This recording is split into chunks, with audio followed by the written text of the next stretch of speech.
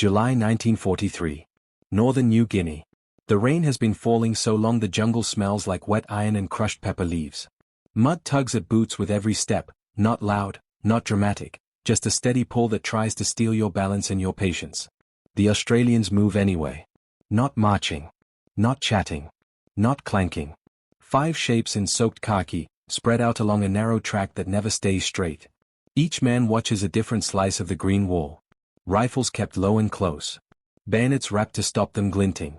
Packs stripped down to the bare minimum, because the jungle punishes anything extra. Out front, the patrol tracker does what trackers do. He doesn't look like he's searching. He looks like he's listening with his whole body. He pauses at a bend where a creek cuts the path, and his fingers hover over a leaf that has been turned the wrong way, a fern that has been brushed too recently. The jungle is quiet. Too quiet. Behind him, the patrol leader, a sergeant with a slouch hat darkened by rain, raises a fist. The line freezes. You can feel the tension in their shoulders, the tightness around their mouths, the way every breath gets smaller. The tracker steps half a pace off the track to confirm what he already knows. That's all it takes. A cord drops from above like a vine with purpose. A hand clamps across his mouth. His legs kick once in the mud, but the jungle swallows sound the way it swallows light. Another figure hooks an arm around his chest and drags him sideways, fast, clean, practiced. No gunshot. No shout. No scuffle that carries. Just an absence where a man stood a second ago. The Australians don't move at first. They don't rush. They don't spray bullets into bushes hoping to get lucky. The sergeant's eyes flick across the track, the creek, the canopy. A short signal. 2 men slide into cover. Another drops to a knee and studies the ground like it's a page. The sergeant looks at the empty space the tracker left behind and makes a decision that tightens the air around them. He brings his hand to the radio, then stops. He doesn't call for anyone. He doesn't ask for firepower. He points 2 fingers into the jungle, then taps his own chest once, slow and steady, like a promise. We handle this. Somewhere ahead, hidden under wet leaves and patience, the enemy believes they've captured a living map. They think the patrol will panic. They think the patrol will come crashing in. They think the patrol will beg for their man back. The sergeant adjusts his grip on his rifle, then lowers it again. This won't be loud. This will be close. And as the patrol melts into the bush, a simple truth becomes the first crack in the enemy's confidence. If the Australians noticed the capture this fast, then the jungle didn't hide it. It delivered it. The rain eases into a fine mist, the kind that clings to eyelashes and makes every outline softer, every distance uncertain.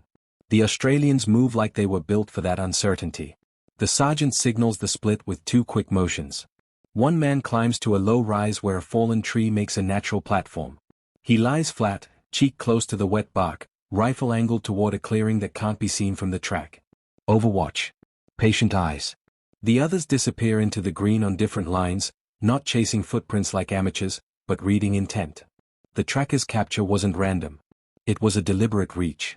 The enemy wanted him alive, and that means they'll move carefully, keep him close, protect the prize. A dull thump in the distance. Not a gunshot. A bamboo pole hitting the ground. Then silence again. The Australians do not hurry. In the jungle, rushing is how you announce yourself.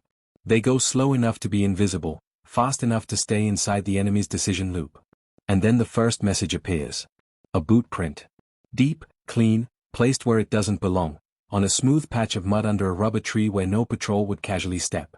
Not a random track from earlier. Not a smear. A single, deliberate impression. Beside it sits a small metal object, half bright even in the grey light, a ration tin opener, the kind every soldier carries, the kind nobody fears. But in the wrong place, at the wrong time, it becomes a warning you can hold. The Japanese sentry who finds it doesn't call out at first. He stares like his eyes are lying to him. The print says someone came within arm's reach of this tree. The opener says they stayed long enough to place it gently. That means they weren't running. They weren't surprised. They weren't lost. They were calm. The sentry swallows and looks around. The jungle offers nothing back. No movement. No sound. Just wet leaves and the faint drip of water from branch to branch. He backs toward the camp, trying not to step on the print, trying not to disturb the opener, because part of him believes touching it might invite something worse. In the center of the enemy hide, the commander hears the report and scoffs, but his eyes narrow. He has seen frightened men invent ghosts before. He has also seen confident men die because they dismissed small warnings. He orders the perimeter tightened. 2 sentries instead of 1. Wider spacing. Clear arcs of fire. Then he sends a runner toward the nearest outpost. The runner slips into the jungle fast, shoulders hunched, rifle bouncing against his ribs. He doesn't know he's already running through a place the Australians have measured. Not with tape. With instincts and angles. And with time. A mile away, beyond the tree line where the jungle loosens into a churned-up staging area, a small Allied liaison team waits near a muddy track. A captain from another unit once joked that the Australians looked under-equipped for jungle work.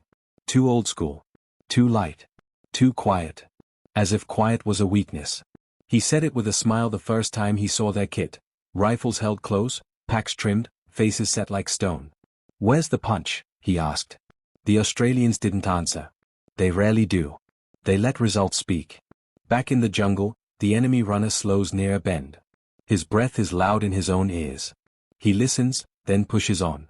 He stops again, harder this time. Because hanging from a low branch ahead of him is his own cloth strip, torn from his own pack strap. He knows it. The frayed edge matches his tear. Below it, placed upright on a flat stone, is his canteen. Full. Clean.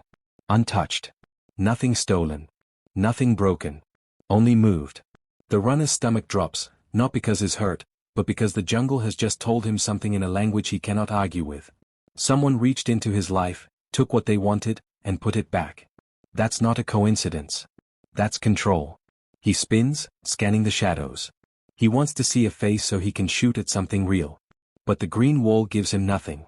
Only fog threads and dark leaves. He runs back the way he came, slipping once, catching himself, heart punching at his ribs. When he reaches the hide, his voice breaks as he speaks. The commander's expression changes as he looks at the cloth and the canteen. He doesn't have to believe in ghosts to understand the implication. If the Australians can do that to a runner, then they can do it to anyone. He orders a sweep. 8 men. Tight formation. Bayonets fixed. Move slow, listen, kill what you find. It's a sensible decision on paper. It's also exactly what the Australians want. Because sweeps have patterns. Men in fear cluster. They look forward, not up. They step where the path feels safe. And the Australians have learned that the jungle punishes predictability. The sweep pushes out at 5:05, the men moving like a single animal with 8 heads, all watching different shadows.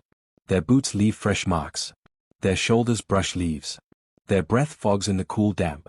They don't see the Australian in the slouch hat watching from a higher line, motionless, rain dripping from the brim, eyes tracking them like their prey crossing an open field. They don't see the second Australian low to the ground, sliding behind a log, waiting for the moment the formation stretches. They don't see the third and fourth Australians, each on a different angle, not close enough to be spotted, close enough to close the net. The sweep reaches a small clearing where the trees thin just enough to feel exposed. And then the jungle does something that makes even trained men hesitate. A single soft click. Not a rifle bolt. Not a branch snapping. A tin opener tapping against wood, twice, slow. The sweep leader raises a fist. Every man freezes. And in that freeze, the Australians steal another advantage, certainty. If you're not subscribed, you'll miss the moment this turns that if you won't subscribe, comment why you're choosing that risk. The sweep doesn't find a firefight. It finds absence. A disturbed leaf here, a pressed patch of mud there, just enough to say someone moved through this space recently, and moved like they knew exactly where they were going. One of the Japanese soldiers spots something between 2 roots and crouches. A small metal opener again. Same kind. Same bright edge. But this one is stuck into the mud upright, like a marker. He reaches toward it, then stops. His hand trembles, and he snatches it back like the object might bite. Behind him, the formation shifts, men trying not to step too close, trying to keep their rifles aimed where the danger should be. But the danger isn't where it should be. The Australians never give them a clear target. Instead, the jungle begins to speak in a pattern. A strip of cord tied around a branch, not as a trap but as a signpost. A bootlace knotted twice and left on a stump like a signature. A disassembled weapon sling laid neatly over a fallen log, as if someone just finished tidying up. Nothing here is loud. Nothing here is random. And that's what makes it so heavy. The sweep leader whispers for his men to pull back. No shame in regrouping. Better to return with more numbers. He turns to count heads. And for a second, he can't. Because the line is no longer 8. It is 7. He spins, searching. He steps back into the undergrowth, trying to find the missing soldier, trying to hear him. There is no scream. There is no gunshot. There is only the jungle's steady drip and the sickening realization that the forest can swallow a man so cleanly it feels like he was never there. The sweep collapses into panic discipline. The kind where men obey orders but their eyes betray them. They back out fast, rifles swinging, boots sliding. They return to the hide with 7 men. The commander's face hardens.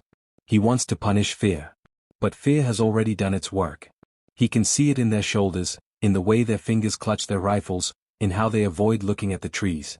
He brings the captured tracker into the center of the camp to show control. The prisoner's wrists are bound, his knees muddy, his face calm in a way that frustrates the commander. The commander speaks low, sharp, confident. He believes that if he can force the Australians to reveal themselves, he can bring them under fire. He thinks the tracker is leverage. A shield. A bargaining chip. He does not yet understand the sharp twist in the logic of the jungle. Because in this terrain, the tracker isn't the patrol's weakness. He is the patrol's eyes. And eyes do not bargain. They guide. At the edge of the clearing, a faint whistle threads through the trees. 2 notes, a pause, 2 notes again. Not a language the enemy recognizes. Not a threat in words. But the tracker's head lifts slightly, like a man hearing his own name called without speech. The commander tightens his grip on the prisoner's arm and looks into the green. Show yourselves, he demands, voice too loud for the damp air. The whistle answers once more. Closer. The clearing holds its breath. Mist hangs between trunks. The rain has thinned, but everything is still soaked, the ground slick with mud that shines like wet clay. The light is shifting now, the first weak gold trying to push through the canopy, catching on droplets and turning them into tiny sparks. 2 Japanese civilian women stand near the edge of the camp, not in uniform, not armed, their clothes dusty and worn in that tired wartime way. Their hair is slightly messy, faces drawn from weeks of hunger and fear. They look like people who have learned not to hope too loudly. They have been watching the commander and the prisoner with wide eyes, trying to understand what is happening, trying to decide what kind of moment this is. Then one of them flinches. Not at a gunshot. There isn't one. At movement. A shape slides out from the tree line so quietly it feels like the jungle produced him. An Australian sergeant, slouch hat low, sunburnt face, light stubble darkened by rain. His uniform is wet and stained at the knees. His posture is not aggressive. It's controlled. He does not raise a rifle toward anyone. His hands are forward, calm, holding something small. A metal tool. A simple ration tin opener. He turns it slightly so it catches the early light. A brief, sharp glint. The sort of glint that would be meaningless in daylight, but here, in this clearing, after everything the enemy has seen, it becomes a spotlight. The women stare at the object, then at the man's face. They expected rage. They expected shouting. They expected men who look like storms. Instead, they see a soldier who looks like he has already decided the ending. Behind him, unseen but felt, the Australians are in position. You can sense it the way you sense a storm behind a ridge. The commander senses it too. His eyes dart, trying to locate threats that don't announce themselves. The prisoner's shoulders shift. Just a fraction. He recognizes the whistle. He recognizes the stillness.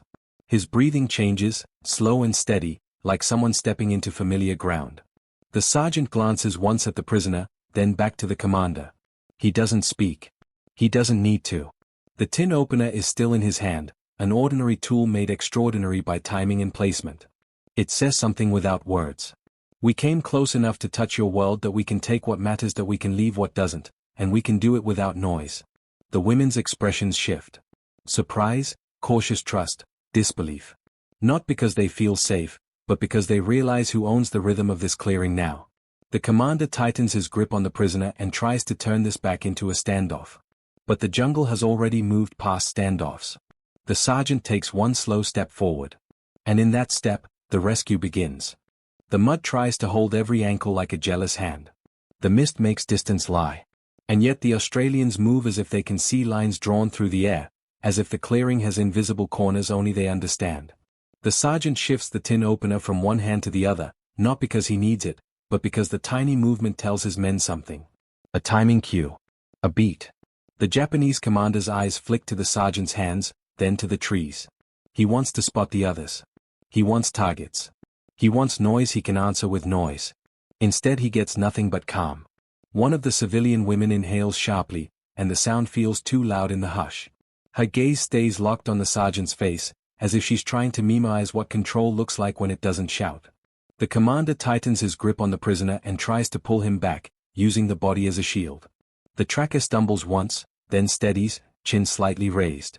He doesn't beg. He doesn't panic. His eyes are alive, reading everything. A small movement at the far edge of the clearing. Not a man, not a muzzle flash. A leaf that was still a moment ago, now tilted. A branch that wasn't weighted, now slightly bowed. The commander's mouth opens to call an order. He never gets the chance. A shape rises behind him like the jungle itself stood up. A gloved hand clamps the commander's wrist, turning it inward. The grip on the tracker breaks. The commander's weapon dips uselessly. His breath catches, not from pain but from shock. He didn't hear anyone come close. The sergeant steps forward again, faster now, and the tin opener disappears into his pocket as if the symbol has done its job. His hands go to the tracker's bindings. He doesn't fumble. He doesn't hurry. He cuts the rope with a small blade, clean and practiced. The tracker's wrists spring free. He rubs one wrist once, then moves immediately, not waiting for permission, sliding to the sergeant's side like he was always meant to be there. Around the clearing, the Australians don't fight the camp. They collapse it. A sentry near the cooking spot turns to raise his rifle. A shadow is already on him, forcing the barrel down, guiding him backward into the foliage. No shots. No shouting. Another man takes one step forward to get a clear view, and finds his boot pinned to the mud by sudden pressure, his balance stolen, his mouth covered before he can make sound. The civilians freeze, wide-eyed, watching a battle happen with no battle noises. It's like witnessing a storm that only moves leaves. The commander is dragged backward, not far, just enough to remove him from the tracker. He struggles, then stops, because the Australians don't need to hit him to make him obey. They only need him to understand that every second he wastes is a second his camp loses. The tracker looks once at the women. He doesn't speak. But his eyes hold a message as clear as the boot print from earlier. Stay still. The sergeant gives a tiny nod, then lifts two fingers, pointing out and away from the clearing. Move. The patrol does not win here. They exit. The tracker slips into the jungle with them. The sergeant goes last, not rushing, not running, leaving nothing behind except the feeling that this place was rearranged by hands you never saw. In the last heartbeat before the green swallows them, the sergeant glances back once, toward the women and the commander. It isn't hatred on his face. It's certainty. The sun climbs a little higher, but the jungle still feels dim, as if light needs permission to enter. Mist threads through rubber trees and tall grass. The clearing looks ordinary again, except it doesn't. Because the trees are now carrying a story. The enemy commander staggers to his feet, breathing hard, eyes wild. Around him, men shout in half-whispers, pointing rifles into foliage that no longer contains the Australians. The tracker is gone. The patrol is gone. And the camp feels smaller, thinner, like the jungle has eaten part of it. Then someone sees it. A line of tin openers. Not one. Several. Hung at eye level from 3 trees, spaced evenly, each one catching a tiny glint of morning light. They are not trophies. They are punctuation marks. A sentence written in metal. Below them, placed neatly on a flat stone, sit 3 items from the camp: a canteen, a compass, a strip of cloth torn from a pack. Nothing destroyed. Nothing stolen. Only positioned. The message lands in the enemy's stomach like cold water. We were inside your circle, that we could have done more, that we chose not to. Don't make us choose differently. Even the civilians understand it without needing translation. The women stand close to each other, shoulders almost touching, faces tense but focused. They don't look at the objects like loot. They look at them like a warning sign on a road. The commander orders the camp moved immediately. He doesn't talk about revenge. He doesn't talk about pursuing the Australians. He talks about distance, and getting away from this place as quickly as possible. 2 men are missing. Nobody says how. Nobody can explain when. They are simply not there. The commander tries to speak with authority, but the words come out brittle. His men obey, yet their eyes keep sliding back to the trees, as if the trunks might step closer. Elsewhere, farther down the track, a different Allied patrol arrives late to the disturbance. They find the clearing empty of Australians and empty of confidence. They see the tin openers hanging like quiet medals. And one of them, a captain who once dismissed Australian jungle methods as timid, stares too long and forgets to breathe. He doesn't say clever. He says something more honest, under his breath. Someone wrote that. By mid-morning, the rain returns in short bursts, warm and impatient. At the staging area outside the worst of the jungle, the captain watches the Australians return without the tracker's panic, without casualties, without the noise of a firefight. The tracker walks in with mud on his knees and rope marks on his wrists, but he walks steady. He takes a sip of water, then squats and begins cleaning his hands as if this is an ordinary patrol day. The captain can't let it go.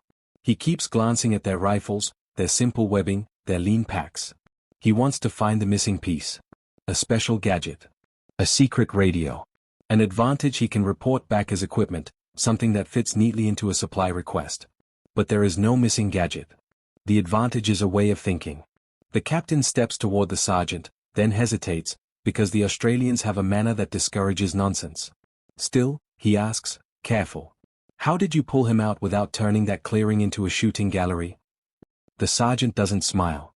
He doesn't brag. He simply looks past the captain, at the tree line, as if the jungle is still speaking and he's still listening. We didn't need to shoot, he says, voice low, plain. We needed to arrive first. The captain frowns. Arrive first?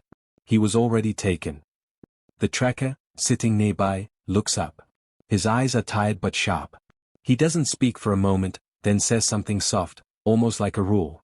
If you chase, you're behind.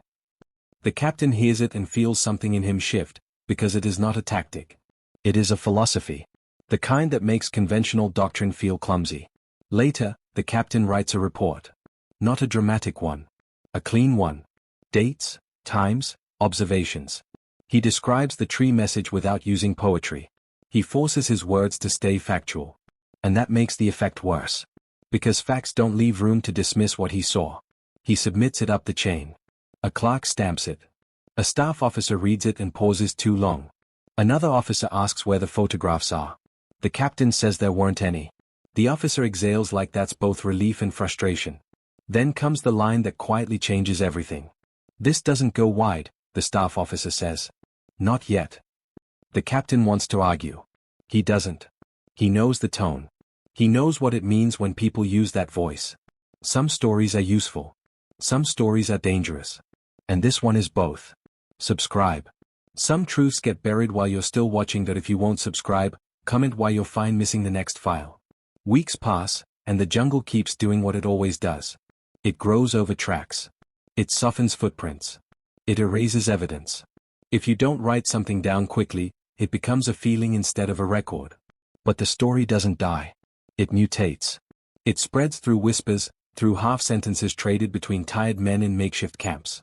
It moves along supply lines and river crossings. It becomes a warning, then a superstition, then something closer to policy. The enemy begins avoiding certain stretches of track. They travel in bigger groups, louder groups. They light fewer cooking fires. They post more sentries than they can properly support. And the Australians notice the change. Not because they are told. Because they read it. A camp that used to leave scraps now leaves nothing. A trail that used to carry single sets of boots now shows clustered prints, heavier steps, men trying to convince themselves they are safer together. The captain watches this and can't decide whether to be impressed or unsettled. One afternoon, he sees the two civilian women again. They are being moved with a different unit now, faces more hollow, eyes more guarded. But when they pass near the Australians, one of them turns her head and looks straight at the sergeant's slouch hat. Her expression isn't fear. It's recognition. She doesn't speak English. He doesn't speak Japanese. But she reaches into her pocket and holds up something small, a piece of metal, dull and bent, like it has been carried for a while. A tin opener. Not one of the ones from the trees. A different one, older, scratched. Her fingers wrap around it like a talisman. A reminder. A proof. The sergeant nods once, slow, as if acknowledging a witness in court. Then he turns away, because in this world you don't linger on moments that can get people killed. The captain catches up later and asks the sergeant what the woman showed him. The sergeant answers without drama. She remembered the sign. What sign? The sergeant glances at the captain and says the line that will sit in the captain's mind for years. The jungle doesn't remember speeches. It remembers patterns. The captain goes quiet. Because the more he thinks about it, the more he understands why the report is being contained. Not because it didn't happen. Because it worked. And if it worked, people will ask questions nobody wants to answer out loud. Months later, the captain requests to see his original report. A simple thing. Administrative. Normal. He is told the file is under review. When he presses, he is told it has been reorganized. When he asks again, the answer becomes colder. There is no such report under that designation. He stands there, staring at the officer behind the desk, and realizes he's watching a familiar process. Not secrecy with drama. Secrecy with paperwork. The kind that doesn't slam doors. It quietly removes handles. The captain walks out into the heat and feels something like anger, then something like helplessness, then something like understanding. Because the jungle event isn't being erased due to lack of evidence. It's being erased because it doesn't fit the neat shape of war. It suggests that discipline can be louder than firepower. That restraint can intimidate more than rage. That a small patrol can rewrite behavior without a single headline. He returns to the Australians' area late that day and finds the sergeant cleaning his rifle, calm as ever. The tracker sits nearby, repairing a strap with steady hands. No ceremony. No medals. Just preparation for the next job. The captain asks one last time, careful, almost respectful. Why leave the tin openers in the trees? The sergeant doesn't look up at first. He tightens a knot, checks it, then answers. Because they wanted to make it a story about strength. He finally looks at the captain. We made it a story about control. The captain thinks of the two civilian women. Their tired faces. Their surprise. Their cautious trust in a clearing that should have been nothing but fear. He thinks of the commander's eyes when he realized the Australians had been inside his perimeter the whole time. And then the captain understands the sharpest twist of all. The message wasn't written for the enemy alone. It was written for everyone watching. It said, this is what happens when you capture the patrol tracker. Not because the Australians are monsters. Because they are patient. Because they are precise. Because they don't need noise to make a point. July 1943. Northern New Guinea. 2 hours that changed how men moved through the jungle afterward. A story that official files tried to shrink until it vanished. But the trees still held the sentence. And the sentence was simple. They captured the patrol tracker. 120 minutes later, the jungle trees became a message. The end.